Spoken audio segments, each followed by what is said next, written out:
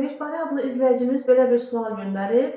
Deməli, ailə daxilində maddi məsuliyyətləri bölüşə bilmirik və bu ciddi mübahisələrə səbəb olur. Hüquqi müdaxilə etmədən razılığa gəlmək mümkündürmü?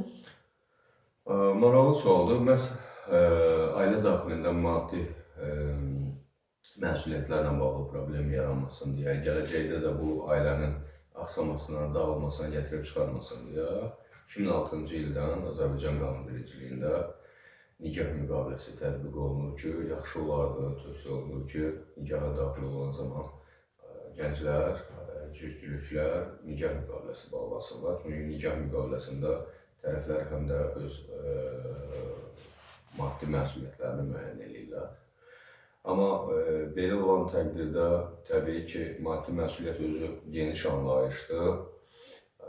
Burada ailəni saxlamaq, tərəflərinin bir-birini saxlamaq, eyni zamanda uşaqların xərcləri nəzərdə tutulur ki, bu ilə bağlı bir mübahisə varsa və bunu digər alternativ yollarla, yəni danışıqla həll eləmək mümkün deyilsə, yeganə çıxış yolu artıq mediasiya və məhkəməyə gəlir. Və bu halda üstünlük təbii ki, mediasiya verilir. Mediasiya prosesi zamanı bu barədə peşəkar mediatorun vasitəçiliyi ilə müzakirələr aparmaq olar. Hətta bu barədə bir razılığa gəlib barışıq satışı da bağlamaq olar. Əks halda çox təəssüf ki, hesab edirəm bu məhkəmə mübahisəsindən çıxacaq bir məsələ olacaq və məhkəmə mübahisəsindən çıxacağı təqdirdə təəssüf ki, tərəflər bunu yalnız boşanma ilə həll etməyi düşünürlər ki, bu da çıxış yolu deyil. Amma eyni zamanda məhkəmə qaydasında hətta ailənin saxlanılma öhdəliyində bir tərəfin üzərinə qoyulması ilə bağlı qərar qəbul etməsi, iddia tələbi irəli sürmək və məhkəmənin qərar qəbul etməsini də tələb etmək mümkündür. Bu təcrübədə bir o qədər də geniş yayılmamış bir haldır. Ona görə də tövsiyəm ilkin olaraq nikah müqaviləsi bağlamaqdır. Nikah müqaviləsi bağlamayıbsa, belə bir mübahisə varsa, mediasiya da bunu həll eləməkdir. Mən belə bir sual vermək istəyirəm. Nikah müqaviləsində çox vaxtı çoxlarımız ümumiyyətlə evlilik başa düşürük. Evlilik kimi başa düşürük. Əslində nikah müqaviləsi nədir? Buna aydınlıq gətirmək istəyirəm. Qeyd elədiyim kimi, nikah müqaviləsi 2006-cı ildən Azərbaycan qanunvericiliyində əlavə dəyişikliklər nəticəsində özləşdiyini tapır. Nikah müqaviləsi sizin də qeyd elədiyiniz kimi bəzən nikaha daxil olmaq üçün başa düşülür, amma əksər hallarda nikahın bağlanması məhz nikahın pozulması niyyəti kimi anlayırlar ki, yəni biz nikah müqaviləsini ona görə bağlayırıq ki, gələcəkdə boşanacağıq, axı biz boşanmaq üçün nikaha daxil olmuruq.